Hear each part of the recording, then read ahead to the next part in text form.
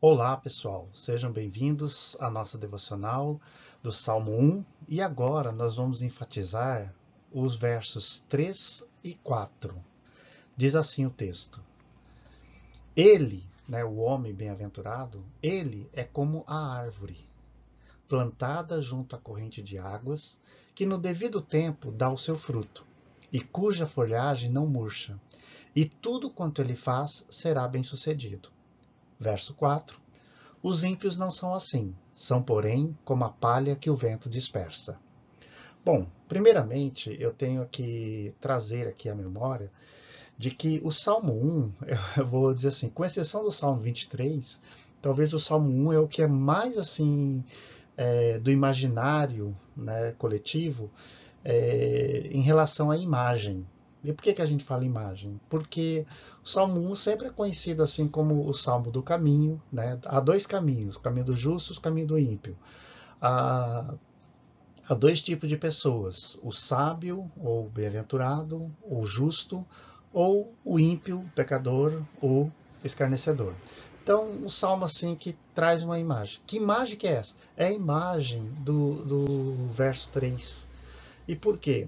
Porque o verso 3, ele constrói algo que é próprio de uma linguagem natural. Quando a gente diz linguagem natural, que a construção do pensamento é feito baseado em elementos da natureza. Tá? Então, vamos ver essa imagem. Olha só, essa é uma imagem que retrata bem o verso 3, que eu vou colocar aqui de novo o texto para ficar claro para vocês. Ó. É como árvore plantada junto à corrente de águas. Vamos lembrar assim que é região desértica, mas você tem ali uma estreita faixa de terra cercada pelos desertos ao lado, mas que é fértil. E por quê? Se você tem terra, você tem água, você tem elementos principais para dar o sentido de, por exemplo, manutenção da vida. Porque através da terra e através da água você planta, você ara, você colhe, você faz um ciclo de sustentação da vida. Então, as árvores que estão próximas aos riachos, elas sempre são vigorosas, sempre são verdes. Suas folhas não murcham. E tudo que essa árvore produz é bom. Ali embaixo está escrito assim, Torá Yehová, ou Torá Yavé, ou seja, a lei de Deus. Então, o que acontece? A lei de Deus é a base para a qual essa árvore está sempre plantada. Então, vamos aqui à nossa reflexão.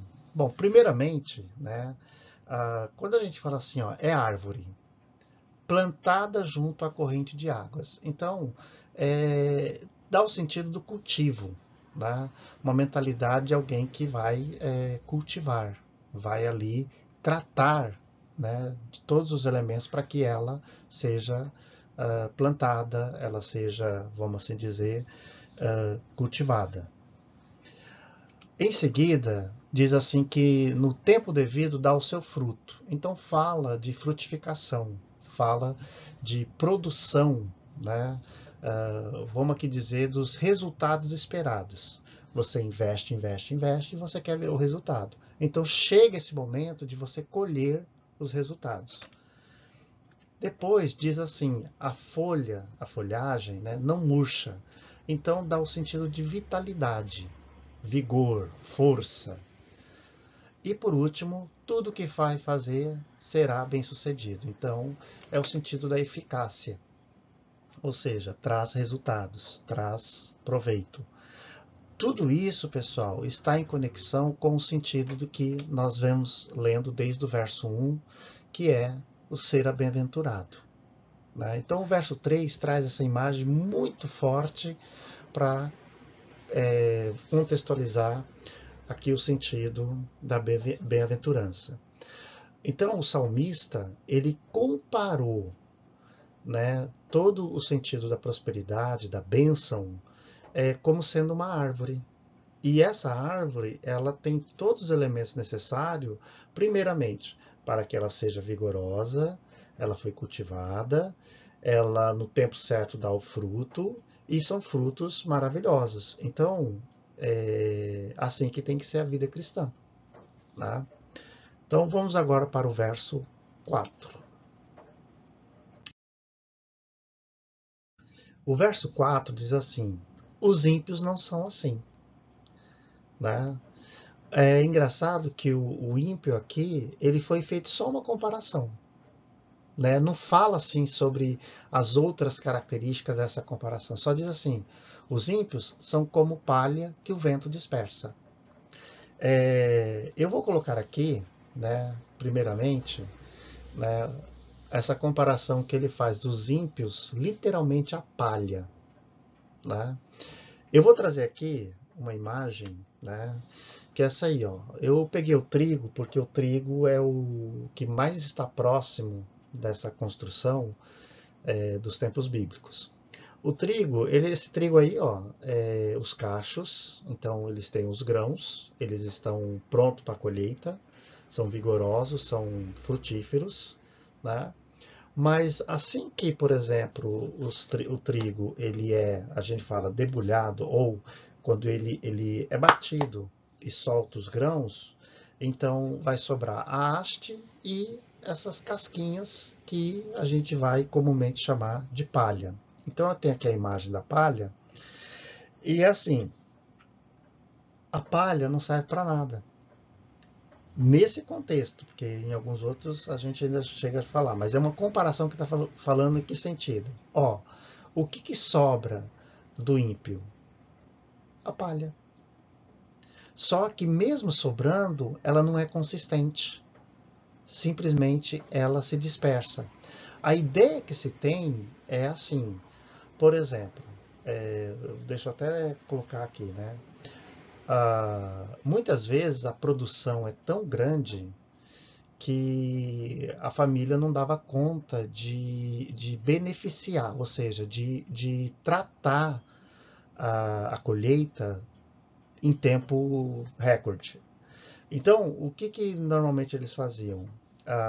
Por exemplo, eles apenas faziam o necessário, que era bater, né, os cachos e deixar o grão cair, e o que sobrar sempre é mais leve do que o próprio grão. Então, qualquer vento que vinha já acabava levando essa palha. Então, com isso, eles recuperavam um pouco de tempo para se dedicar aos outros afazeres, enquanto o vento dispersava a palha. Nesse sentido, o que acontece? Eles entenderam que os que são maldosos, eles não têm como ter consistência, porque é como o vento, dispersa. Então, nesse sentido, traz aqui uma clareza a respeito de como se deve cultivar a vida cristã. Né? Então, os atos que um cristão faz, ou que os atos que um cristão representa, eles permanecem. Né? Fazendo uma conexão muito rápida assim, quem está em Cristo, que é a videira, dá muitos frutos. Mas quem não frutifica, então, como diz lá, né, vem o agricultor e arranca fora. Né? Inclusive arranca para que a própria videira produza muito mais frutos ainda. Há várias conexões, mas eu gostaria só de dizer assim, o cristão ele tem que valorizar as suas ações. Por quê? Para que não seja dispersa, né? Mas que seja essa árvore frutífera, eficaz, bem cultivada, e que produz bons frutos, certo?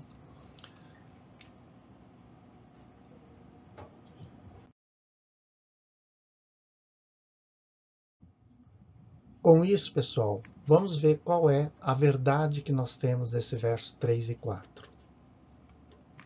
A verdade é muito simples. Vou colocar aí para vocês. Olha só. Com exceção da experiência de conversão, ou seja, a confissão que Jesus Cristo é o Senhor e Salvador, é na experiência da palavra que o fiel adquire firmeza e sabedoria. Então veja bem o que está se considerando aí. Firmar-se na palavra vai indicar o quão sábio e firme você é. Então, por que eu estou tirando assim, né, a experiência de conversão? Porque, obviamente, quem, né, se converte acaba se agarrando a Cristo. Hold to Christ, and for the rest be as totally as uncommitted. Agarre-se a Cristo, e quanto ao mais, seja totalmente descompromissado. É a frase de um teólogo, Butterfly, que fala dessa experiência, né, que a gente tem de conversão a Cristo. Se a gente se converte a Cristo, então todos os outros itens são detalhes. Mas aqui eu quero dizer assim que um cristão ele precisa também passar pela experiência da palavra.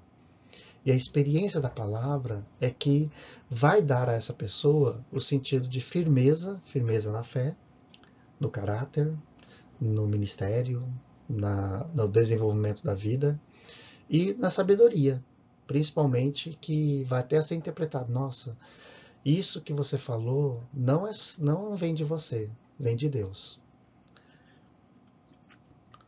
Outra, a palavra de Deus é fonte de conhecimento para a nova organização da vida. Comento aí nova, né, como sendo assim a experiência que a gente tem com a vida, né? De tempos em tempos é bom a gente fazer uma reciclagem, fazer uma revisão de como anda a nossa vida e a gente começar, né, a reorganizar. E nessa organização a gente fala assim, olha, eu quero desenvolver esses princípios da palavra de Deus. Eu vou considerar um aqui apenas para, né, a gente dizer assim o quão que é difícil, mas que é muito valoroso. A Bíblia fala muito sobre eternidade, vida eterna. E as conexões que a palavra de Deus faz sobre eternidade tem a ver com memória, tem a ver com lembrança, tem a ver com reminiscências. Então, é tipo de uma reflexão que você sabe que a essência permanece. A existência, né, ela é uma passagem. No entanto, a gente começa a reorganizar a nossa vida para aquilo que é essencial. E daí a gente consegue, né, redimensionar esses parâmetros, né? Principalmente quando a gente fala de relacionamento, criação de filhos, tomada de decisões, seja para a vida profissional.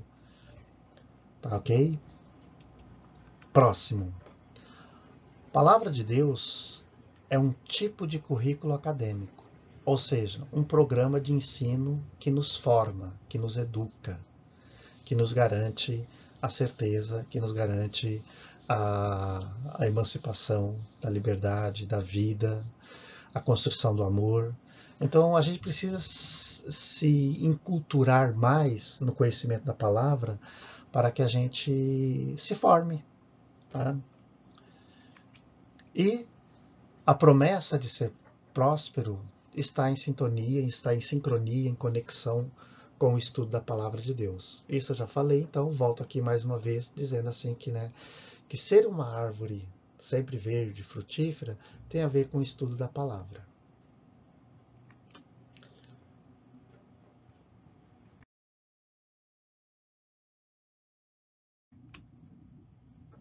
Nosso próximo item aqui é sobre a nossa oração.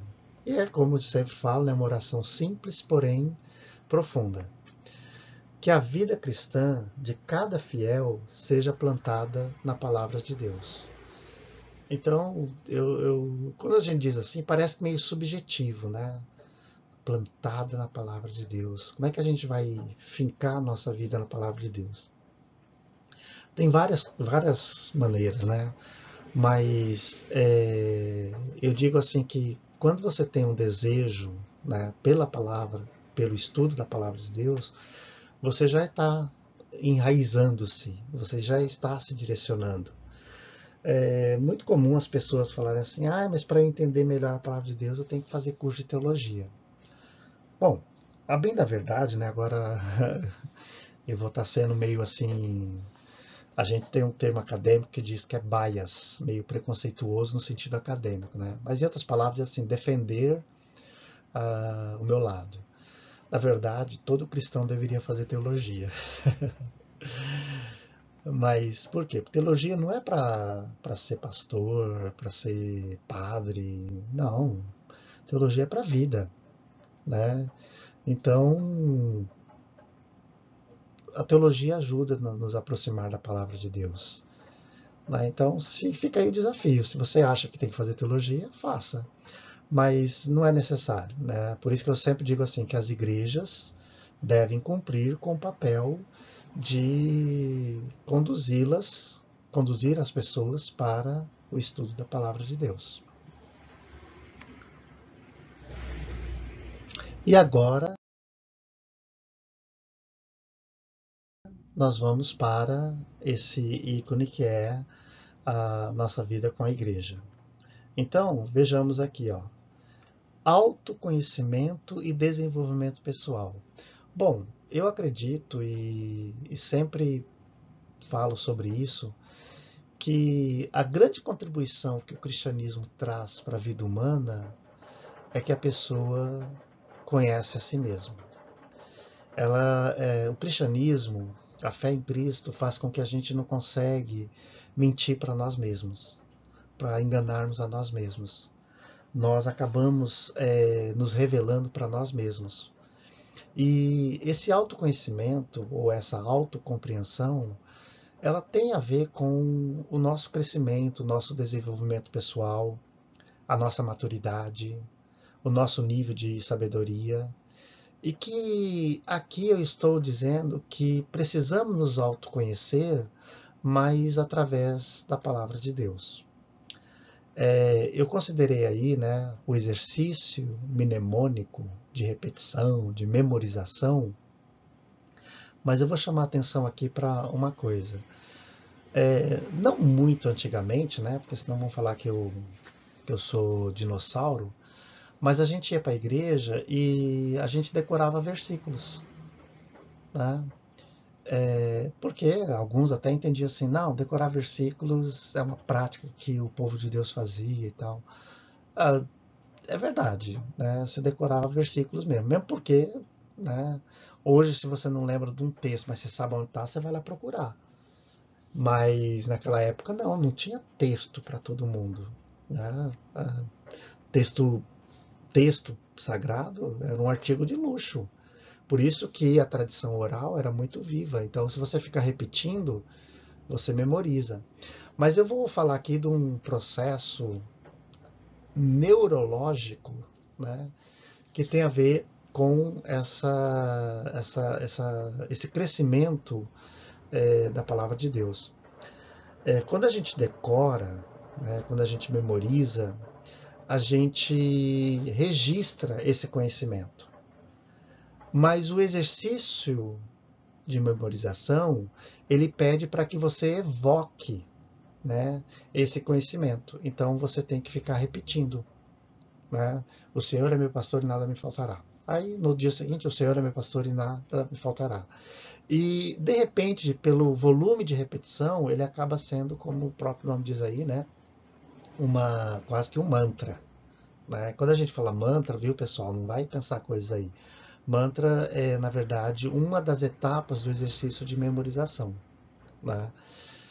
E até que você tenha a oportunidade de utilizar essa repetição como um ensinamento, uma ilustração, uma aplicação, etc. Tal, que é a evocação desse conhecimento já conhecido. Então, por isso que a gente fala do exercício da memorização. Eu, particularmente, né, por exemplo, a gente fala o ensino de línguas, você tem que memorizar algumas estruturas básicas, senão a língua não desenvolve. Né? E depois que você desenvolveu, aí você começa a criar. Mas no começo você começa a repetir mesmo, a memorizar. Próximo, meditar. Então, meditar, muitos fazem aí confusão, né? Refletir, meditar, mas o meditar tem a ver com essas pinceladas que vêm à sua mente de trechos, de palavras-chave, porque é como se fosse assim, o que quer dizer? Né? Então, é, por exemplo, quando você diz assim, o Senhor é o meu pastor, só até aqui você poderia dizer assim, bom, o pastor cuida, o pastor protege, o pastor dá conselho. Então, o contexto é pastor ovelha, então o pastor cuida das ovelhas. Então, está falando de cuidado. Você está meditando. Nada me faltará. Ainda que você possa pensar assim, então não vou trabalhar que Deus vai dar as coisas. Não, não é bem assim não, tem que trabalhar porque as coisas não vão chegar. Nada me faltará. Peraí, não está querendo dizer isso, de que eu trabalho e não trabalho. Está querendo dizer promessa. Quando se fala de promessa, tem a ver com ação. Então, ou confiança. Então, você está meditando. Então, a meditação são reflexões que você faz em cima do texto bíblico e que você chega a sínteses, ou seja, você tira lições, você tira verdades. A gente deveria, né, ensinar os cristãos, os membros da igreja, a meditar como um exercício, como uma tarefa de casa. Né? Para a semana que vem vocês vão ter que falar o versículo tal de cor, né? De cor quer dizer de coração, ou seja, decorado, mas vocês vão ter que explicar. E explicar significa que eles meditaram. Próximo, refletir. Refletir tem a ver assim com quase com um sentido de que você amplie o horizonte desse versículo, dessa verdade, em forma de problema. Então, como se fosse assim: o Senhor é meu pastor. Poxa, o que acontece com aqueles que não têm Deus como pastor? Então, você está refletindo, você está ampliando o horizonte desta aplicação. Então, isso é uma reflexão.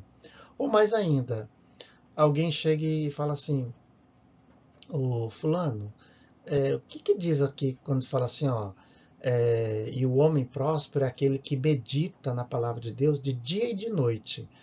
De noite eu estou dormindo, como é que fica? E de repente você fala assim, eu vou pesquisar e vou trazer. Você está refletindo. Então você está buscando, né, ampliar os horizontes do sentido da palavra. Estudar. Então, o estudar, ele sempre tem a ver com uma questão sistemática, né? Então, o estudar é assim, tem a ver com leitura, mas tem a ver com, por exemplo, questionário, desenvolver até mesmo conceitos, né? Por exemplo, o homem é bem-aventurado porque ele não anda no conselho dos ímpios. Aí eu começo a escrever assim, a bem-aventurança é uma proposta de Deus para a vida cristã. Deus quer que os seus filhos sejam bem-sucedidos, felizes. Por isso, ele proporciona um roteiro para o desenvolvimento dessa vida.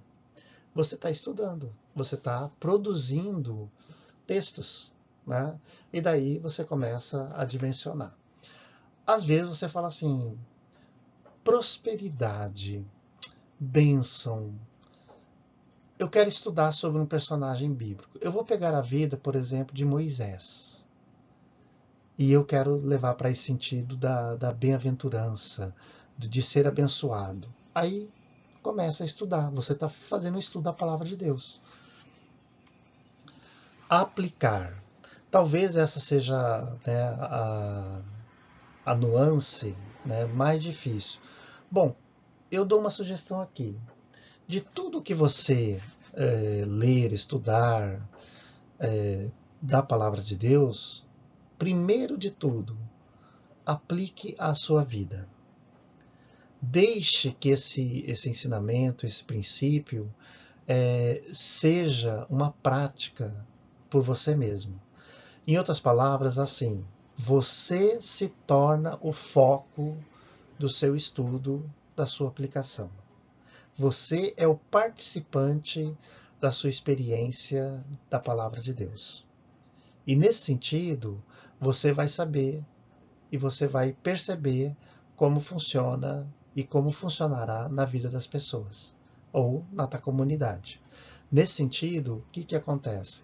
Aplicar significa tirar o princípio que houve na palavra de Deus e trazê-lo para uma situação de hoje para também ajudar pessoas e contextos segundo a palavra de Deus. Aqui, pessoal, eu tenho que chamar a atenção para uma coisa assim.